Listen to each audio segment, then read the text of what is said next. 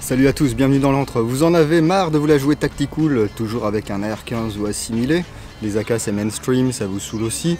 Je vous propose aujourd'hui quelque chose d'approchant, mais quand même assez différent. Le VZ58 de chez Ares. C'est parti.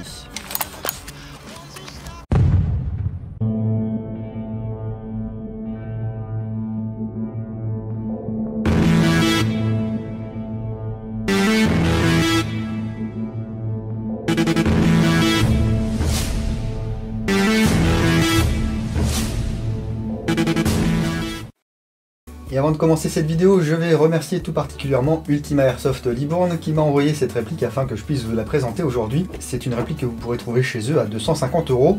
Ce VZ58, fabriqué pour le vrai chez Czech Small Arms, ici par Ares. C'est une production qui est importée et distribuée par Tolmar. Tolmar, c'est une boîte slovène qui est spécialisée dans l'airsoft et qui a quelques licences sous son aisselle, dont Czech Small Arms. Voilà. Je l'ai livré dans une boîte relativement sobre. Bon, ici elle a morflé un petit peu, mais bon, c'est les aléas du transport, ça. On va voir ce qu'on va avoir à l'intérieur. Faut que je la mette dans l'autre sens. Oh, bah c'est lourd ça.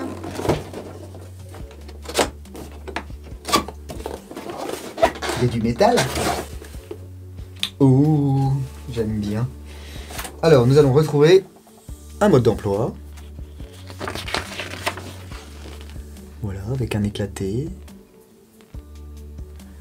Comment installer la batterie. Donc il y a un modèle court, un modèle long.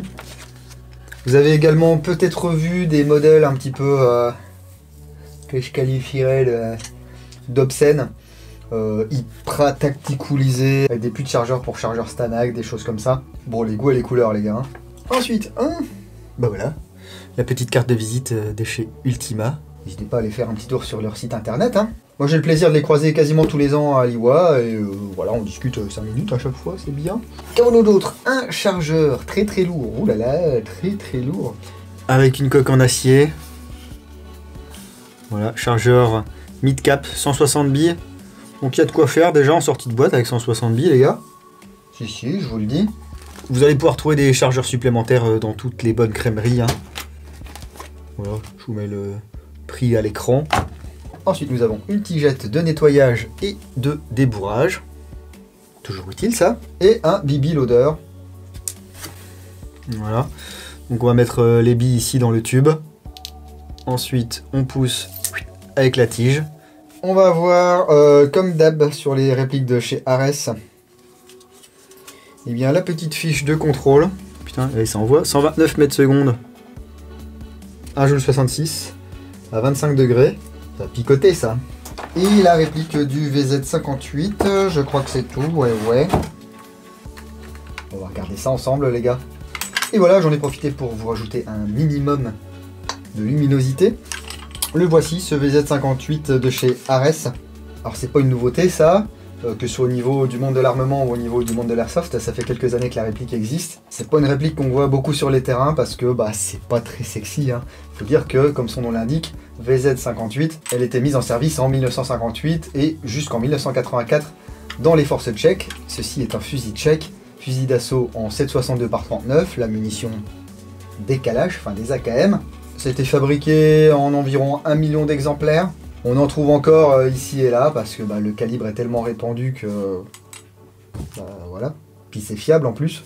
Ici c'est une version para, donc avec la crosse repliable. Le bouton il est costaud, la vache.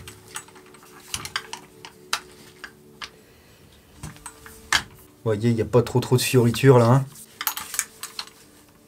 Bing, bing. Oh, ça doit bien déboîter l'épaule ça. Donc vous voyez ici la crosse un peu plus en détail, c'est vraiment que du métal. Il n'y a pas de caoutchouc ni rien du tout. Ici on va retrouver quand même une attache pour mettre une sangle qui sera complétée par ici un anneau pour mettre un mousqueton. Au niveau des marquages c'est assez spartiate. On a les marquages du sélecteur de tir ici.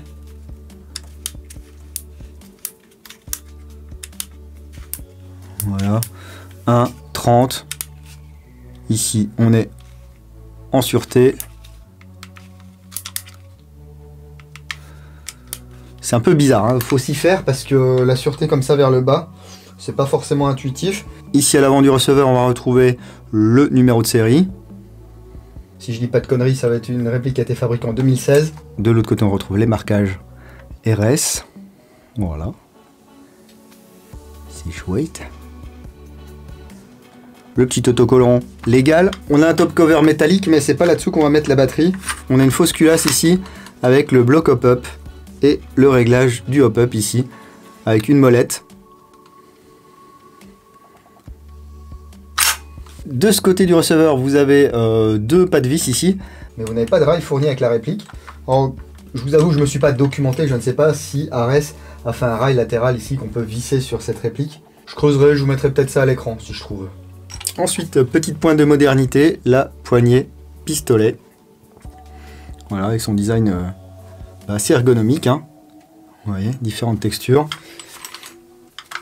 Il est confortable. Ouais, que vous soyez droitier ou gaucher, elle est symétrique, hein, donc il n'y aura pas de problème là. Putain, comment on peut viser à gauche? C'est pas possible. Remarquez ici la forme spécifique du pontet parce que, vous voyez, le bouton d'éjection du chargeur, il n'est pas placé au milieu, mais il est placé sur un côté.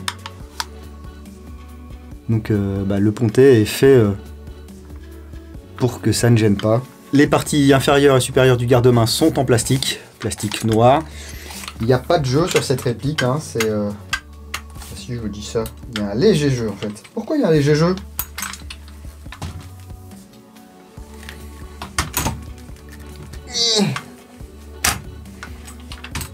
Ah, parce que là en fait, je suppose, Ares faisant bien les choses, qu'il va y avoir un système de changement de ressort rapide ici au cul de la réplique. J'ai dit cul sur YouTube. C'est la fin du monde. Ici l'avant de la réplique, donc on retrouve le canon externe, le bloc d'emprunt des gaz, le guidon ici. Alors c'est pas vraiment un cache-flamme ni un compensateur, c'est peut-être plus un protège-filetage. C'est pas le plus beau que j'ai vu, hein. Ici on a une hausse qui va de 0 à 800 mètres. Et puis je vous le disais, un guidon avec un petit cran de mire ici qu'on va pouvoir régler en hauteur. L'outil n'est pas fourni dans la boîte. Écoutez, c'est spartiate, hein. Il y a eu une mini hype sur ces VZ58 il y a quelques années, quand la série Strike Back est sortie, enfin pas vraiment la première saison parce qu'elle était à part, mais les saisons d'après, ils ont parfois utilisé des VZ58. C'est un choix qui n'est pas forcément déconnant, hein, c'est fiable, ça utilise une munition relativement puissante, qu'on trouve partout. Non, c'est bien.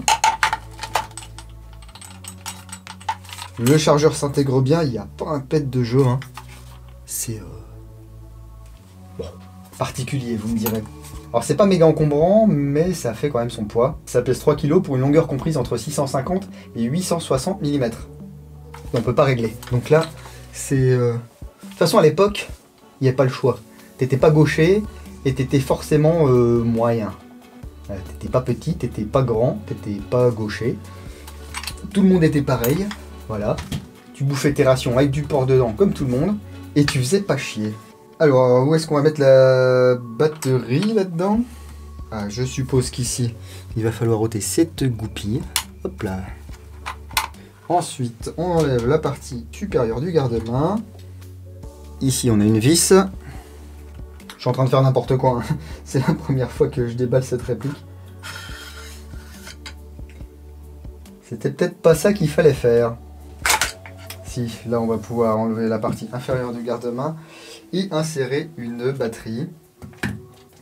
Alors, est-ce que je vais pouvoir mettre ici un stick? Vous voyez ici la prise Tamiya Mini avec le câblage argent. Alors, est-ce que ma batterie va y aller? Alors, ça passe ou ça passe?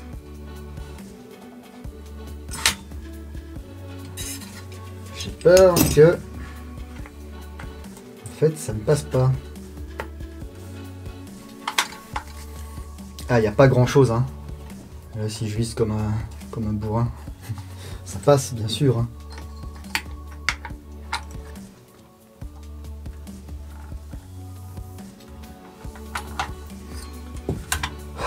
Encore une réplique qui va utiliser une batterie haute dimension qui n'est pas spécifiée dans le manuel, ou que sais-je. C'est vraiment casse-couille, mais bon, au moins on va pouvoir voir quand même la réactivité de ce truc. Ça commence à me saouler. En ce moment, c'est une batterie pour une réplique. Ils peuvent pas standardiser. Non, c'est trop difficile. Alors, comment ça marche? Ici, je suis en safe, ok. Vers l'avant. Vers l'avant. Je devrais être en full. Pas mal. Et vers l'arrière, en semi.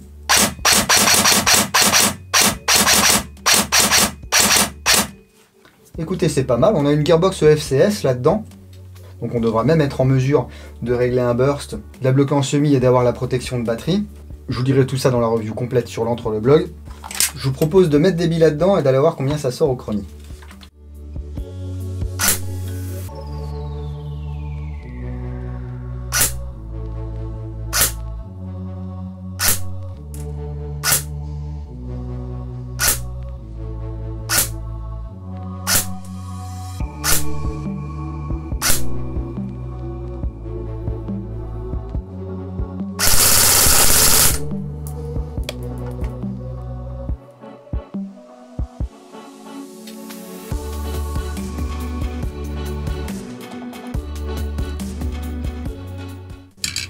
Bon, quand même, ça tape un peu trop. Donc, on va voir si on peut changer le ressort de manière assez simple. Je vous le montrais tout à l'heure, on a une vis ici à l'arrière de la réplique. On va voir si ça nous mène à un système de changement de ressort rapide.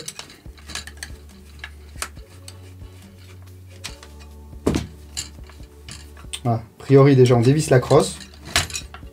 Ah, il y a le capot qui s'en va, oui on a une goupille ici. Ah, alors effectivement, on a un guide de ressort. Oh, punaise. Pourquoi tant de haine? Bon, on l'a. Voilà, mais on va pas pouvoir l'enlever comme ça. Non, non, non, les amis, enfin, je pense pas. Ah, non. Il manquait 3 fois rien. Donc, il va quand même falloir sortir partiellement la gearbox. Bon, bah, tant pis. Bon, je ferai ça pendant la review écrite. Mais là, effectivement, ça tape trop fort. Trop fort. Un peu décevant de la part d'Ares, là, du coup. Bon, il n'y aura quand même pas besoin de démonter entièrement la gearbox pour changer le ressort. Mais bon. C'est un bête, hein. Bon, malgré ce ressort de fou, on a quand même une bonne réactivité, une bonne cadence de tir. Du coup, avec un ressort un peu plus souple, ça va être encore mieux. Donc voilà, j'ai fait à peu près le tour de ce VZ58 de chez Ares. Fabriqué pour Tolmar. Je remercie une fois de plus Ultima Airsoft Libourne qui m'a envoyé cette réplique pour que je puisse vous la présenter. N'hésitez pas à les contacter. Maintenant, ils sont agréés, aérographes, custom. Donc ils peuvent vous faire de la gravure, du Cerakote, du Duracote, ce que vous voulez. Il suffit de les contacter. Voilà, c'est pas compliqué. Alors si vous êtes complètement réfractaire aux répliques type AK, etc., mais que vous voulez quand même vous la jouer un petit peu contractor, strike back, il existe des adaptateurs pour le puits de chargeur afin d'utiliser vos chargeurs Stanag. Bien, enfin bien je sais pas, mais bien si vous avez des chargeurs Stanag. Voilà, n'hésitez pas à me dire ce que vous pensez de ce VZ58. Est-ce que vous le possédez? Est-ce que vous en êtes content? Est-ce que vous n'en êtes pas content? Est-ce qu'il y a eu des casses? Est-ce que c'est un truc genre foudre de guerre qui défonce tout sur le terrain? À vos commentaires. Tant que vous y êtes, lâchez un petit like, ça fait toujours plaisir. Je vous dis pas de vous abonner parce que actuellement 50% des vues sur la chaîne c'est pas des abonnés. Donc si vous n'avez pas envie de vous abonner, vous ne vous abonnez pas, qu'est-ce que vous voulez que je vous dise? Si vous voulez rien louper, vous appuyez sur la petite clochette, les notifications, machin, tout ça, enfin voilà, comme ils font les vrais youtubeurs là, vous savez. Vous avez également la possibilité de tiper en suivant le lien dans la description. On peut tiper gratuitement, donc ça c'est bonnard. Vous pouvez retrouver toute l'actu de l'antre sur la page Facebook ou sur www.l'entredudingo.com. Si vous allez sur le terrain ce week-end, n'oubliez pas, jouer sérieusement mais sans vous prendre au sérieux. Et moi je vous dis à bientôt dans l'entre du dingo. Bis.